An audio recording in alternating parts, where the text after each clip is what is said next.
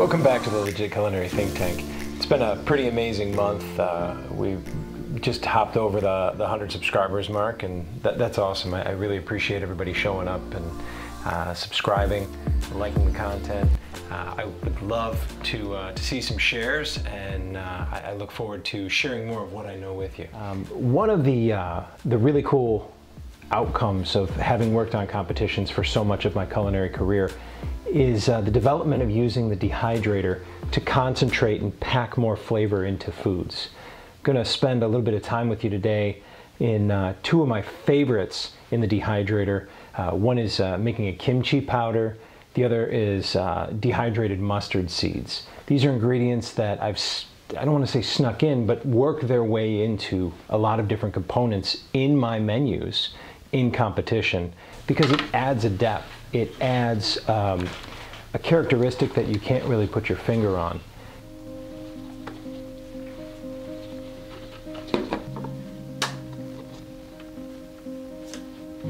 Instead of using mustard seeds, I like to take prepared whole grain mustard and then rinse it off.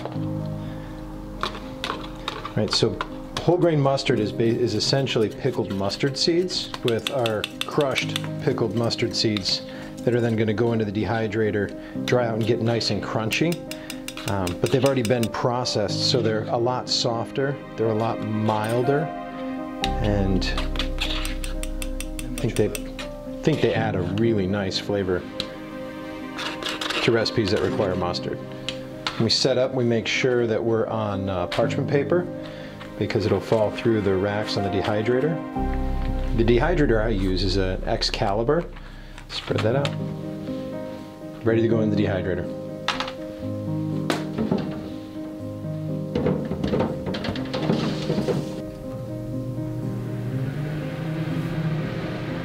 It's necessary with most dehydrated products to give them a flip so that they dehydrate a little bit quicker. And then I leave the mat on it.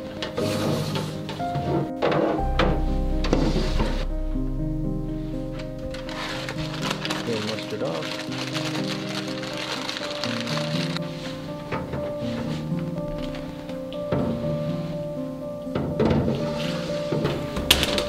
The kimchi. I'm gonna scrape that off the mat a little bit. Nice and crunchy. The crunchier it is, the better it's gonna grind. And then we're gonna grind this, and then we're gonna put it through the tammy to keep it a nice consistency.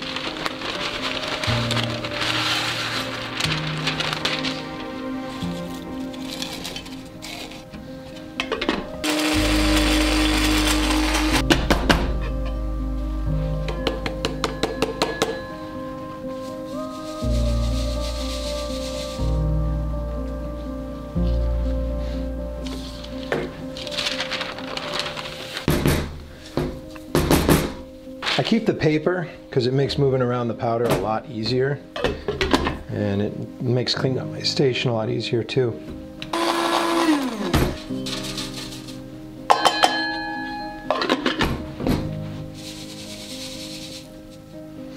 There we go. All right, so for the mustard seeds, you can see there's big pieces. The idea now is that I'm just going to break it up and then get it to go through this mat, because I still want to have the texture. It's still, since it's whole grain mustard, going to have like little mustard seeds, mustard seed like consistency and texture. And now, why I would use this instead of mustard seed that you would buy from the spice rack, these are pickled. These have been processed, soaked in wine. They taste like delicious whole grain mustard. They're not really aggressive or super offensive like a mustard seed in the spice rack. And these guys also have a great texture to them. If you ever bite into a raw whole mustard seed, it's pretty unpleasant. These guys have been poached, pickled, marinated, and so the texture of them is really very, very nice. It's a nice little crunchy pop, but not without being overwhelmingly spicy and mustard. So my purpose in using the dehydrator is just to try and concentrate as much flavor into my food as I possibly can. As you see with the mustard seed, they're developed now in a way that you can use them that you normally couldn't. You could, of course, add a scoop of mustard to anything.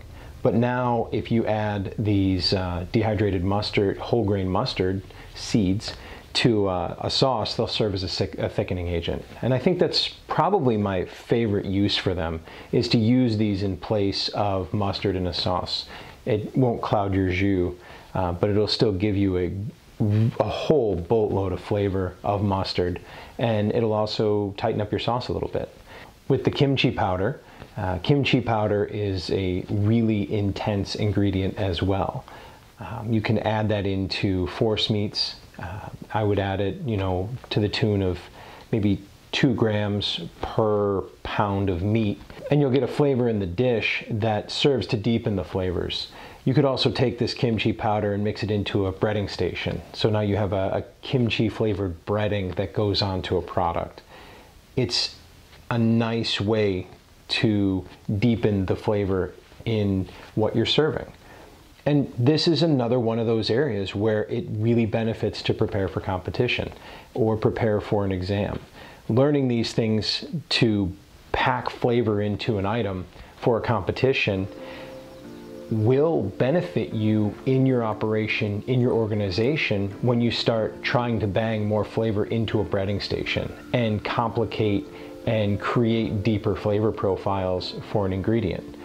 One of the most popular items that I've served, especially most recently at the club, was a tuna fireball. Basically spicy tuna in an avocado, tempura battered, and then fried. If I took that tempura batter and then rolled it into kimchi breadcrumbs, it's going to drive that flavor home, and it's going to be more than just a breading on the outside. Get out there, play with your food, get some flavors that make some sense, and try and deepen your cooking. And that's what this game is all about. Go have fun, play with your food. If you haven't done so already, please check out my Instagram at Gerald L. Ford. Subscribe to my YouTube channel, hit the like button.